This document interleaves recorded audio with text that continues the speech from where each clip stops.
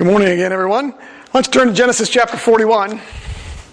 So, when I was in seminary, I met this gentleman. I don't remember where I met him. I don't know if he was from our church or somewhere, but he lives in Winona Lake. And I remember he had a house down kind of near what we called the island.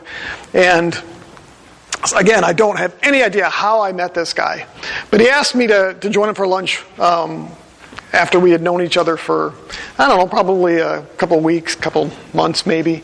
And so he invited me to lunch one day over at his house. So I went over to his house and he put out this nice little spread, and he started to talk a little bit about his business and stuff, and he basically asked me if I'd be interested in working for him. Well, I was working, I think, at the newspaper at the time, making $5 an hour. And so I thought, well, sure, anything's probably better than, $5 an hour. And I think he was offering me something like $10 or $15 an hour, something like that. It's really good. So I'm like, well, sure, it depends on what you're looking for, though. And so we talked a little bit, and to be real honest, I never understood him. He would explain his business to me, and he would talk about what he did, and he was some kind of a consultant, and he would travel all over the nation, and he would give these talks and do this consulting, but for the life of me, I have no idea what it was. And so we met together for probably about a month, at least once a week, and we'd sit down for an hour or two, and he would pose these questions to me. And then he would ask me to give him a biblical response. And so what he wanted me to do was to help him formulate his consulting business and what he would share on these trips that he would make, and make sure that what he was presenting was theologically sound and theologically accurate. So I would meet with him and he would ask a question. Still had no clue how it applied to his business or what he was doing with it. And so we would talk through this stuff, and he wanted to pay me for that. I never accepted any kind of payment from him for it, because I kept saying, well, let's just keep talking and I'll figure out what you need. But it was the strangest thing, because we could meet for an hour, maybe an hour and a half, and he would talk that whole time, trying to explain what he did for a living and what these talks involved.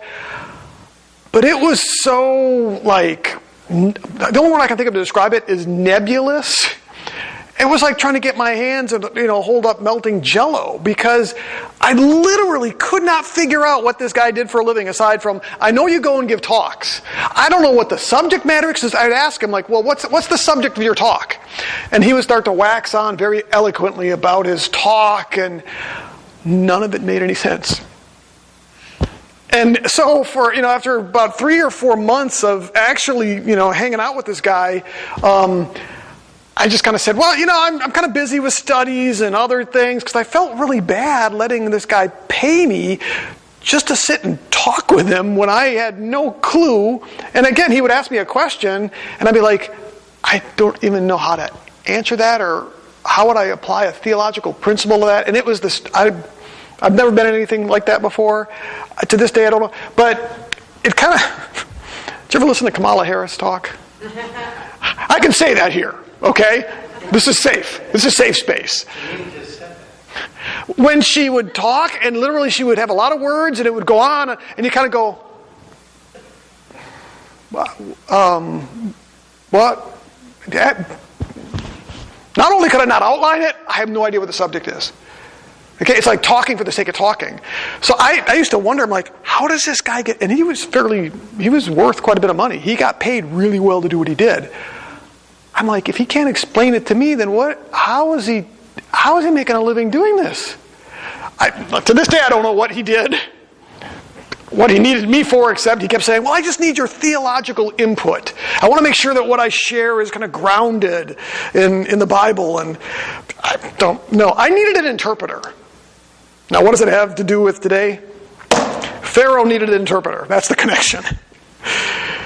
We're going to look at when Joseph actually appears before the Pharaoh to interpret the Pharaoh's dreams that he had. And there's a number of things in this passage that actually, as I worked through it, kind of began to challenge me some in a good way. And I'm not saying that I don't get challenged. I get challenged every time. But in kind of a way that I really felt Not so much that this is a reminder to me, or oftentimes, you've been walking with the Lord for 40 years. A lot of times you go through the scriptures and you're reminded of things. Sometimes you kind of go, wow, I totally didn't even know that. You get that some, but I think those of us that have walked with Christ for a long time know that oftentimes when you're reading the scripture, you're listening to a message by somebody, a lot of times it's just a good reminder, right? And so I get that all the time. Well, this is one where I kind of went, man, I kind of think I knew that, but I really needed a kick in the pants. And so I had kind of one of those moments with this today with this passage. So I think this will be a good passage even for me to go through again with you folks this morning. But we're in Genesis chapter 41. And I'm going to break it down into, typically like I normally do, 3 or 4 sections. This is going to be 3 sections again. But the first thing we're going to see is that the Lord simply revealed his plans to Pharaoh. And we'll learn something about God in that. We're going to also see that the Lord sent Joseph to explain those plans to Pharaoh. And then lastly, and this is where I felt like I was quite challenged, the Lord actually used Joseph to exhort the Pharaoh in those plans. And so we're going to see how that kind of plays out today. So let's look at the first section, which is chapter 40, verses 1 through 7. Read those with me. Then it came about after these things... No, wait a minute, I've got to go to chapter 41. Now it happened at the end of 2 full years that Pharaoh had a dream, and behold, he was standing by the Nile. And lo, from the Nile there came up 7 cows, sleek and fat, and they grazed in the marsh grass. Then behold, 7 other cows came up after them from the Nile, ugly and gaunt, and they stood by the other cows on the bank of the Nile. The ugly and gaunt cows ate up the 7 sleek and fat cows. Then Pharaoh awoke. He fell asleep and dreamed a second time, and behold, 7 ears of grain came up on a single stalk, plump and good. Then behold, 7 ears, thin and scorched, by the east wind sprouted up after them. The thin ears swallowed up the 7 plump and full ears. Then Pharaoh awoke, and behold, it was a dream. So basically, we know that the Pharaoh's dreams here were not simply your everyday, average, nightly dreams. They were actually revelation from God. First, divinely inspired dreams have sort of been playing a fairly significant role in the Joseph story so far, haven't they? We know that Joseph was a recipient of 2 dreams in chapter 37, and then we have the baker and the cupbearer of the king who ended up in prison with Joseph. They had dreams as well. And then looking forward, we see that we're going to be told specifically that the Pharaoh's dreams were all about what was going to happen in Egypt. We're told that they were revelation from God. And so we know that these are divine dreams that the Pharaoh had. They weren't just your average, ordinary, every night dreams that we have. We also know that these are divinely inspired dreams because later in the chapter, Joseph specifically tells us that. Tells us God was speaking to him, to Pharaoh. So we know that these are divinely inspired dreams that the Pharaoh had. And he had 2 dreams. The first dream was standing at the Nile, and he had these 7 healthy and fat cows that were grazing along the area. And then they got eaten by these 7 thin, ugly cows. Second dream, something very similar. He's got this dream of this stalk of corn that's got these 7 gorgeous, plump ears of corn on it. But then there's another 7 thin and scorched ears of corn that swallow those good ears up. And so he has these 2 dreams, 7 and 7, if we will. But the problem is that he couldn't understand them. And so we'll get to that in just a minute here. But as you look at just these 7 verses, is there anything we can learn from this? I would say there is, and it's very simply this, that God is a God who reveals his plans. Now that may seem simple to us, but I think it's something that we need to remember. It tells us something about God. You go back to Genesis chapter 1, God repeatedly reveals from Genesis chapter 1 all the way through Revelation, the end of the book. God is a God who has a pattern of revealing his plans to mankind. He's a revelatory God is how we would refer to it. Sometimes he reveals his plans in very specific ways to specific individuals in great detail. We think about, he revealed himself to Adam and Eve. He walked in the garden, we're told, with Adam and Eve. He gave them the command about not eating from the tree. We have God calling out Noah, and being very specific with Noah, explaining in great detail, right down to how he's supposed to build the ark, how long it would last, what to do with the animals. He pulled Abraham aside and spoke to Abraham, Isaac, Jacob, with very specific dreams or visions, with details.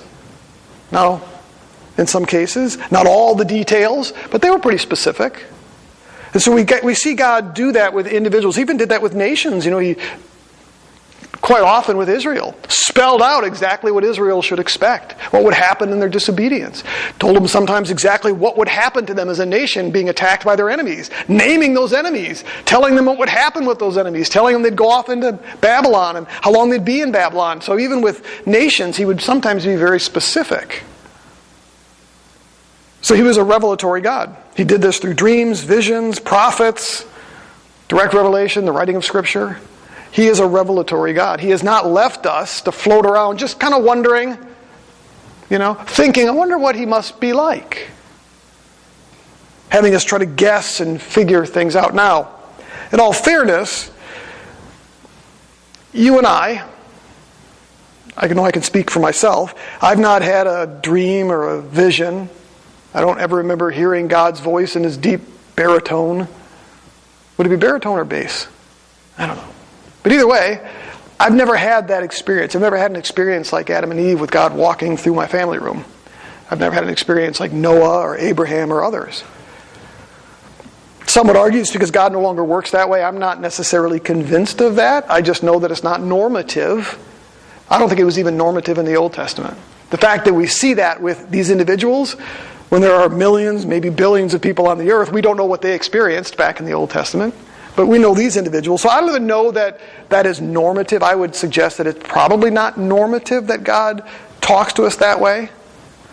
But I don't know that it means that he doesn't occasionally do that. I can't say that. I can't speak to everybody's experience. But with that said, God has actually been very clear about his redemptive plan, hasn't he? He's made that absolutely abundantly clear. And that is the more important plan if you think about it. Think about what he did with Abraham and calling Abraham. He revealed to Abraham certain aspects of Abraham's life. But was that the most important thing associated with Abraham and God's plan for him? Absolutely not. Because God's plan ultimately was his redemptive plan, and he would bless all the nations through Abraham. So it was his redemptive plan that was more important than the individual specifics. Now, I'm not saying those individual specifics aren't important or necessary, but what we find is that the most important thing that God has revealed throughout the Bible are aspects of who he is and his redemptive plan. And that's found in every book of the Bible. And why is that? Because he wants us to know. He's a revelatory God. He has a plan, and he revealed that plan to us, to mankind. Look at Psalm 19. It says that he, through his creation, makes known who he is, certain attributes about him, but then very specifically he talks about the Word and how the Word reveals his redemptive plan for us and for mankind. And so just like he revealed to Pharaoh what his plan was for not just Pharaoh, but for the nation of Egypt, because that's part of what his plan and his dreams were, was specifically related to Egypt. So just like he revealed to Pharaoh, he reveals to us as well, but again, maybe not always specifically. He may not have revealed to me that he wanted me to go to seminary. I believe he wanted me to, but I didn't get this banner all of a sudden drop down from heaven. I didn't get a text message saying, go to Grace. I had a sense that God wanted me to go. I believe he did.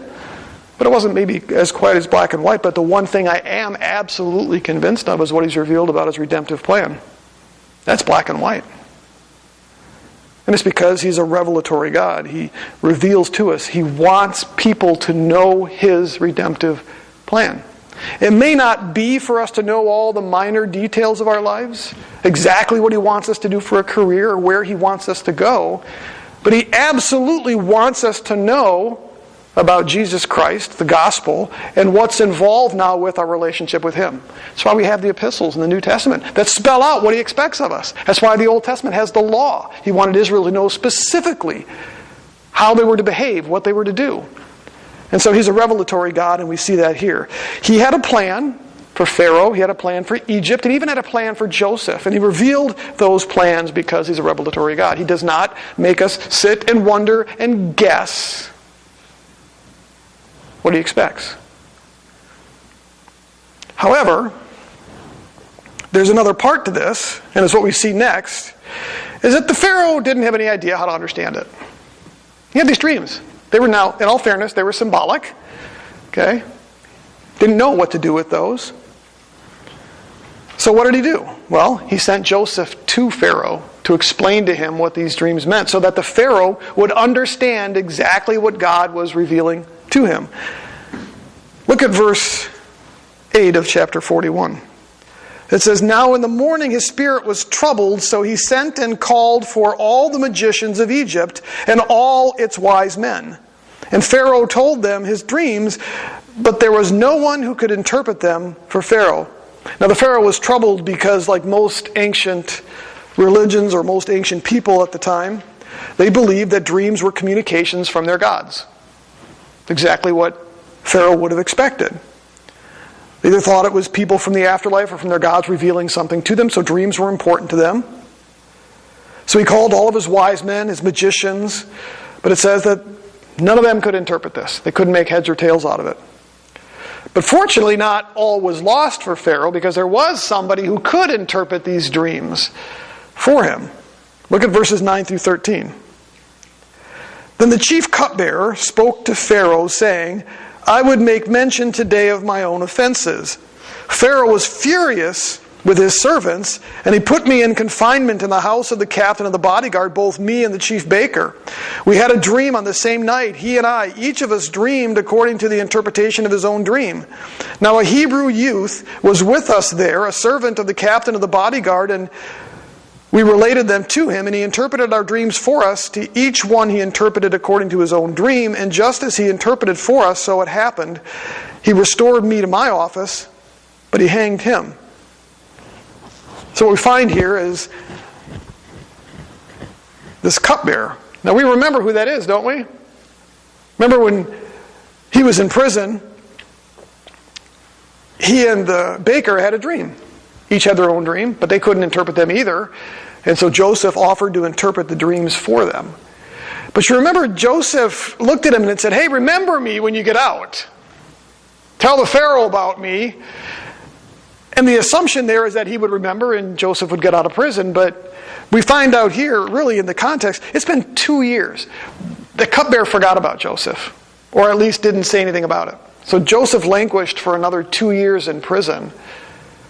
And finally, something triggers this when the chief cupbearer here in verse 9, when he learns about the Pharaoh's dreams, as he's pulling all of these magicians and sorcerers and advisors in front of him, and none of them can interpret the dream. All of a sudden something kind of clicks in his head, and he's like, "Oh, that Hebrew back in prison, he did it for me." And it's not clear here when he says, "I would make mention today of my own offenses."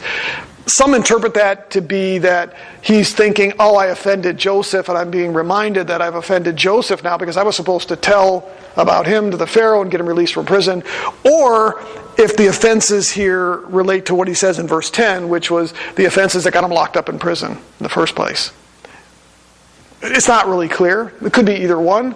But the point is that the cupbearer remembers Joseph was able to interpret these dreams. And so he shares this with the Pharaoh.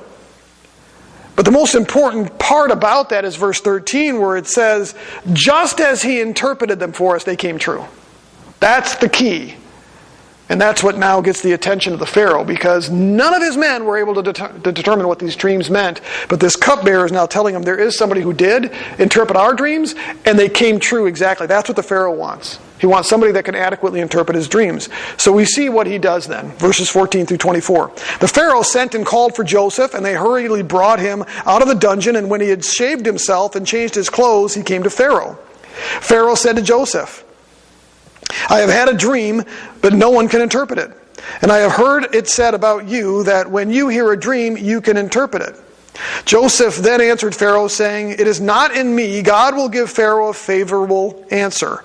So Pharaoh spoke to Joseph, In my dream, behold, I was standing on the bank of the Nile, and behold, 7 cows, fat and sleek, came up out of the Nile, and they gazed in the marsh grass. Lo, 7 other cows came up after them, poor and very ugly and gaunt, just as I had never seen for ugliness in all the land of Egypt, and the lean and the ugly cows ate up the first 7 fat cows. Yet, when they devoured them, it could not be detected that they had devoured them, for they were just as ugly as before. Then I awoke. I saw also in my dream, and behold, 7 ears, full and good, came up of a single stalk, and lo, 7 ears, withered, thin, and scorched by the east wind, sprouted up after them. And the thin ears swallowed the 7 good ears. Then I told it to the magicians, but there was no one who could explain it to me. And so we have Pharaoh explaining these dreams. It's interesting here because it says that he hurriedly brought him out of the dungeon. There's 2 things I think we can learn from that. One is that he was anxious and he was eager. He hurriedly did it. He needed an answer to his dream, but we also learned something here about where Joseph had been staying. I alluded to this last week or the week before. It describes where Joseph had been confined as a dungeon or a pit. This wasn't just some cush prison he was in. He was literally probably in a hole in the ground pit. It says that he had to shave himself and change his clothes coming out. Part of that was because the Hebrews typically wore beards. Egyptians typically didn't, except for maybe the kings wearing the beards. But so he cleaned himself up. But the Pharaoh is anxious now, and he shares these dreams. I love the fact that when Joseph hears about this, did you see what his response was there? He's basically very humble, but he's also really confident. Did you catch that? Look down in verse 8 again. I guess verse 8. Is that right? Yeah. He says, wait a minute. 16. Yeah, verse 16, I'm sorry. Got it written down wrong on my notes here. He says, it's not in me. In other words, it's not my ability. God will give Pharaoh a favorable answer. And there's a lot of different ways to translate that last phrase, favorable answer. But it basically means that God's going to give you an answer. He's going to tell you what these dreams mean. And so Joseph is very confident that he'll be able to provide an answer, probably based on his experience, what God had done before. But he also recognizes that it's not his own ability. It's not him. It's God working through him. I shared last week, to the delight of Dustin and Matt, that I've been reading a book on preaching. Probably considered one of the best textbooks on preaching. It's one I had never read before. What I've loved about it so far, in fact, Dustin's going to have a copy of this because he said, keep me informed. Keep me informed. But just the stuff, the first couple of chapters, really drive home what the role of the preacher is. And it's not about your style. It's not about your abilities. It's that the Lord said this, your job is to explain it, and then exhort them to follow it. It's that simple. And he goes to great length to say the preacher or the pastor that thinks it's all on him, or thinks it's his abilities, or puts all his time and energy into delivery, is getting it wrong, because it's not you. It's the Lord. And that's what we see with Joseph here. He says, can you imagine? I mean, the second highest official, or actually the Pharaoh, the highest official in the land, says, I hear you can interpret dreams. Yeah, I can do that. I'm your man. But it wasn't. It's like, well, it's not in me, but the Lord will give you an answer. That's pretty cool. Tells us something about ourselves. Tells me something about being a preacher and a teacher. It's not me. It's the Lord. So if you're convicted of something in the text, it's not me, it's the Lord using the text, right? That's the whole point. Which is why we have to let the text sort of speak. So he tells him this, tells him his dreams here. And so then Joseph's job now is to provide the interpretation. That's why he's there. That's why the Lord put him in this position. You jump down into verse 17. Is it 17? Well, go down to verse 14. He calls him. Verse 15, he's got a dream. He tells it to him. Joseph says, I can tell you what God says, essentially, is what he does. Jump down into verse 25, where he actually gives his interpretation. He says, now Joseph said to Pharaoh, Pharaoh's dreams are one and the same, meaning they both communicate the same basic truth. God has told Pharaoh what he's about to do. So God is giving you a picture as to what's to come. The 7 good cows are 7 years, and the 7 good ears are 7 years as well. The dreams are one and the same. So the 7 good cows and the 7 good ears of corn are basically the same thing. They represent years. The 7 lean and ugly cows that came up after the 7 years and the 7 thin ears scorched by the east wind will be 7 years of famine. So essentially, you're going to have 7 really good years followed by 7 really bad years of famine. It's as I have spoken to Pharaoh. God has shown to Pharaoh what he's about to do. So twice now he says, this is what God is revealing to you. He's going to do something. And what he's going to do is provide you with 7 abundant years of harvest, but then he's going to bring upon you 7 years of famine. Behold, 7 years of great abundance are coming in all the land of Egypt. And after them 7 years of famine will come, and all the abundance will be forgotten in the land of Egypt. And the famine will ravage the land. So the abundance will be unknown in the land because of that subsequent famine, for it will be very severe. Now, for as the repeating of the dream to Pharaoh twice, it means that the matter is determined by God and will quickly bring it about. In other words, the reason God gave him 2 dreams was to say, no, this is really going to happen. He's confirming it. It goes back to the idea of the 2 or 3 witnesses, confirming something. The same idea here. God gives him 2 dreams. First, let's tell him what's going on. Second one is to confirm that this is indeed what is going to happen. So we basically have Joseph explain to him here what these dreams are. So what's our takeaway with something like that?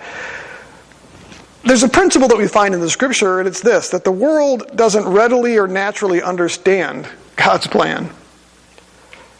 And they really need somebody to explain it to them. That's pretty well laid out in the Scriptures. We've got the enemy running around blinding people's eyes. We've got our own sin nature that keeps our eyes closed. Up until this point with Pharaoh, nobody could understand the meaning of what God had done. 4 times in the passage it tells us that. Pharaoh's spirit was troubled, we find in verse 8. Also in verse 8 it says Pharaoh recounted to them his dream, but there was no one who could interpret the dream. Verse 15 says, I had a dream, but no one can interpret it. Verse 24 says, but there was no one who could declare it to me. So 4 different times, we always tell you this about a passage. If something's repeated, it's important. So the author's telling us, nobody can understand it. Nobody can understand it. Nobody can understand it. Joseph had to be able to reveal it. God had to use Joseph to now explain to Pharaoh. Pharaoh had all the details.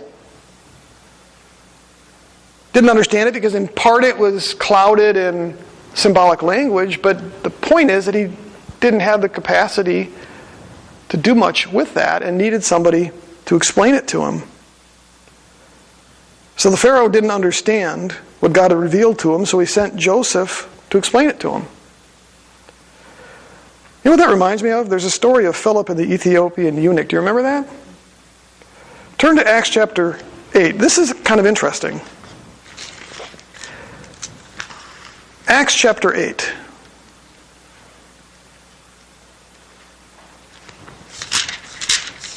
There's this Ethiopian eunuch, and he's reading the Old Testament, sitting in his carriage. Philip is out evangelizing, gets sucked up and transported over to the Ethiopian eunuch.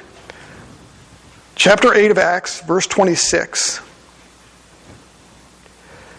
But an angel of the Lord spoke to Philip, saying, get up and go south to the road that descends from Jerusalem to Gaza. This is the desert road.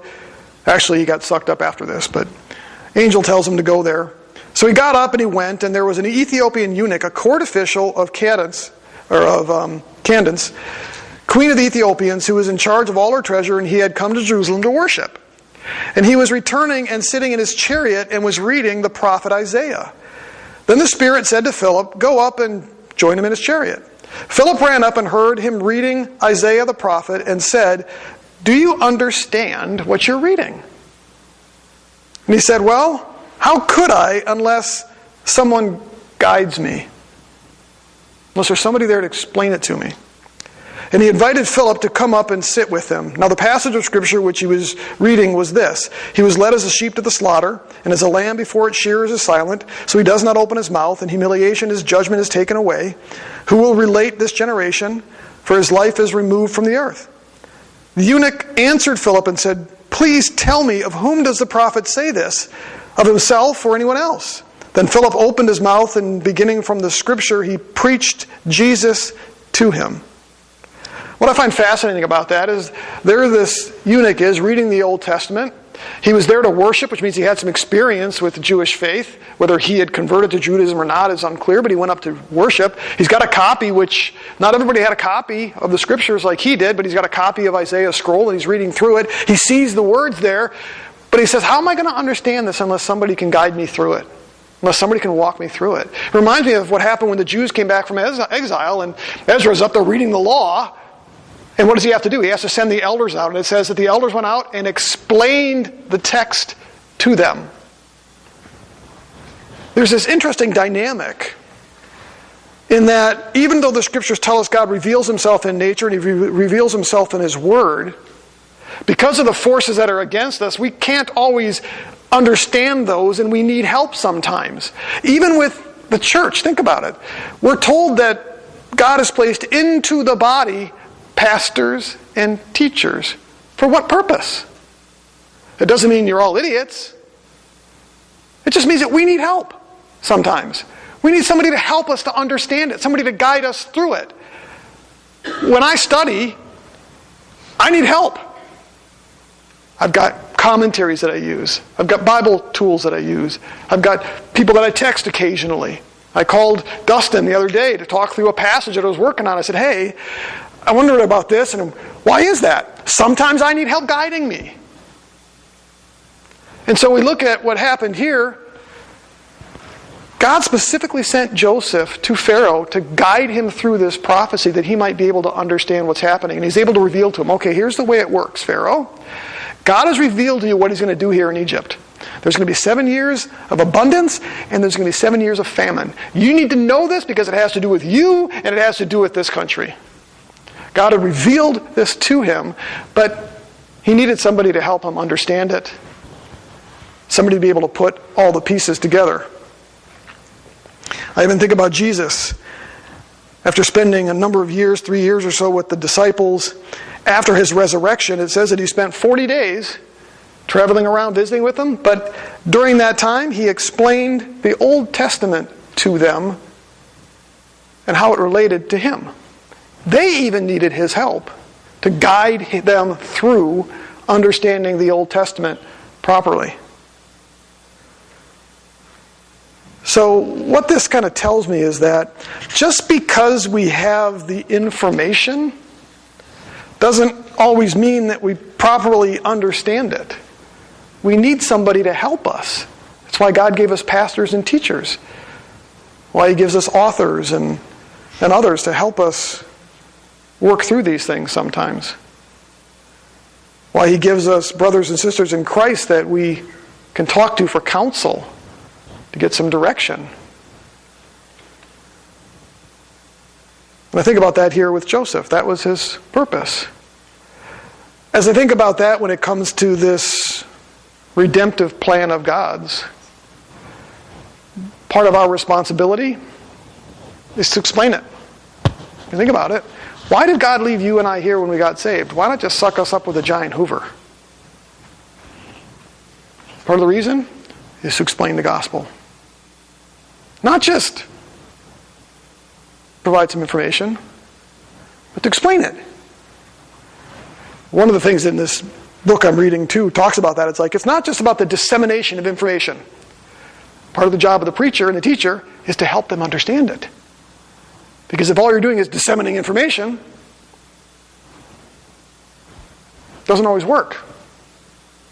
And so part of our responsibility, God expects us to explain to the world the gospel. Not just disseminate information, but to help them come to grips with it. Help them understand it. And that's what Joseph does here with Pharaoh. Pharaoh now at this point should understand, okay, God's going to bring 7 years of famine, or 7 years of abundance. He's going to bring 7 years of famine. So what do I have to do with that? Wouldn't you kind of wonder about that yourself? All right, so now what? Why do I need to know this information? It's good to know, but what do I do with it? Well, that's where I think for me the challenge comes. If you look at what happens next, look at verse 33, verses 33 through 36. Now let Pharaoh look for a man discerning and wise, and set him over the land of Egypt. Let Pharaoh take action to appoint overseers in charge of the land, and let him exact 1/5 of the produce of the land of Egypt in 7 years of abundance. Let them gather all the food of these good years that are coming, and store up the good grain, or the grain for food, in the cities under Pharaoh's authority, and let them guard it. Let the food become as a reserve for the land for the 7 years of famine which will occur in the land of Egypt, so that the land will not perish during the famine. And the very next verse is, now the proposal seemed good to Pharaoh and all of his servants.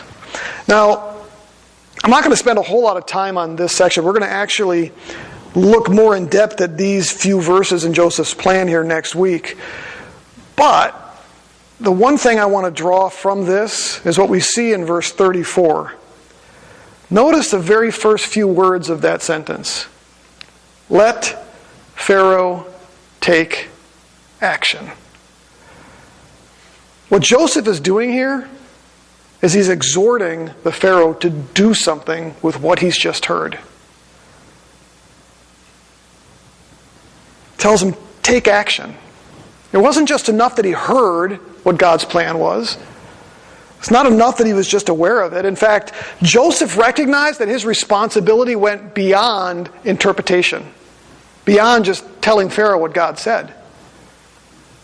Because what he does at this point is he now turns his focus on helping Pharaoh to be able to apply exactly what God was going to do. So he didn't stop at explaining what God revealed. He goes on to now exhorting.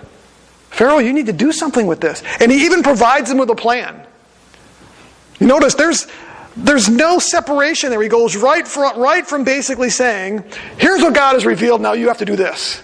He goes right into that application part, that exhortation, if you will. So again, it wasn't just enough for Pharaoh to know, and it wasn't even enough for Joseph to say, well, I did my job. I gave you the interpretation. Joseph recognized that his responsibility went beyond that. It went to having to exhort the Pharaoh, even to the point where he told the Pharaoh what he had to do. Now, when you think about it, this is a pretty bold move by Joseph. He's telling the Pharaoh, the head of the land, this is an order here. This isn't just, I got some ideas. You might want to consider this. It's phrased in the sense of an exhortation. You need to take action. If you're going to save yourself, if you're going to save Egypt, you need to take action. That's pretty bold for a man who just crawled out of a hole in the ground. And a Hebrew, we're going to find out in a later passage, that when Joseph, who becomes the second highest official in the land, when he's eating with his brothers, they have to sit at a separate table because the Egyptians were just revolted by having to be in the presence and sit with Hebrews and to eat with them. And so here's this young Hebrew kid, essentially, about 30, exhorting the Pharaoh, you need to do something with what God just revealed to you. And now we're going to find out that the Pharaoh heeds that and does something about it. So what's our takeaway with this? Well, this is where it hit me in the chest. Explaining the gospel is not enough. We need to exhort people when it comes to the truth. That's where I think I fail the most. So oftentimes my evangelism is information dissemination. Just make sure they know about Jesus. Just make sure they know about the gospel. Peter, in Acts chapter 2, as he was preaching the gospel, there's something in verse 40 that stuck out to me. And it says that he kept on exhorting them. He didn't just stop at presenting them with the gospel. All right, go figure it out. He stayed there and continued to exhort them, be saved from this generation.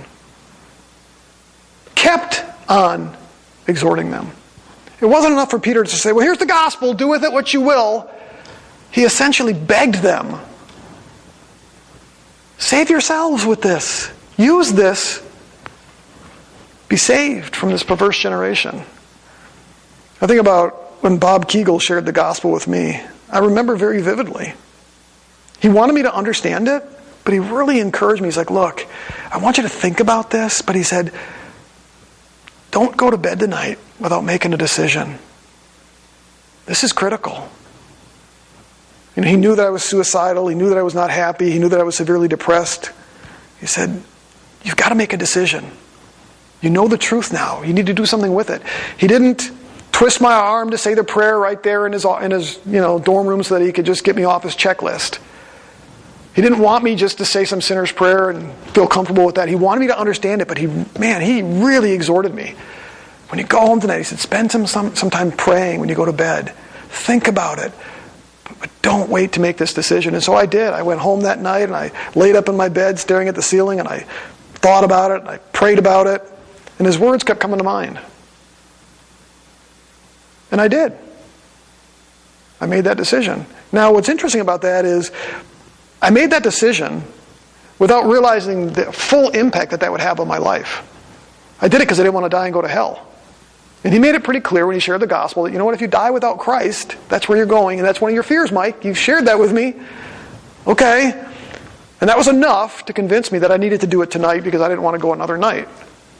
But it wasn't until about 2 weeks later when all of a sudden it clicked, like, wow, there's more to this. So it's not like I had all the information and knew everything I needed to know about all the God. I had enough to know that, no, I need to make a decision here. But Bob was the one who encouraged me. Don't let this go another night. So he exhorted me. I think about the way that the Apostle Paul challenged Timothy to keep exhorting the people at Ephesus. When you think about it, I think that's probably where a lot of us struggle. Maybe I'm not alone. Maybe you're fine with this, but I started thinking a lot about the journey that God has had me on with struggling to share my faith. I never had a passion for sharing the gospel. I always kind of wrote that off as, well, I'm not an evangelist. That doesn't mean I didn't believe in sharing the gospel. I did. But it's only been the last probably decade or so of my life where God has really impressed upon me that, no, you need to share. You need to people know. And so I've pray about it all the time, and I make an effort, and I've shared those times when I get to share the privileges that I've had with people at work and other things. But if I think I've fallen short in any particular area, it's that I oftentimes stop at just disseminating the information. I really don't exhort. I don't know when the last time was that I really looked at somebody and said, you need to do something with this. Can I encourage you? Don't wait. Pray.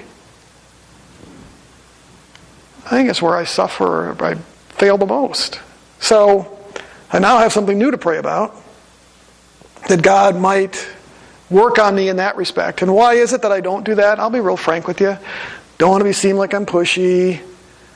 I don't want them to feel put off or feel weird around me. I don't want them to stop talking to me. It's not that I'm embarrassed about it.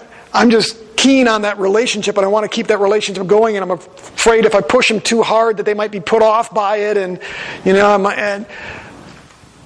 those are important things. We don't ever want to offend by pushing too hard. And again, the goal shouldn't be just get them on their knees, and if they say the sinner's prayer, they're okay.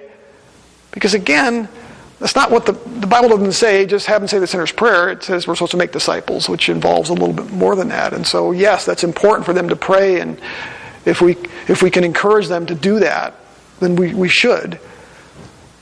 But again, we don't want to be twisting arms. I'm not saying that, but there is an element of needing to exhort. And so I look at Pharaoh here and I think to myself, what if Joseph had not exhorted him? Take action.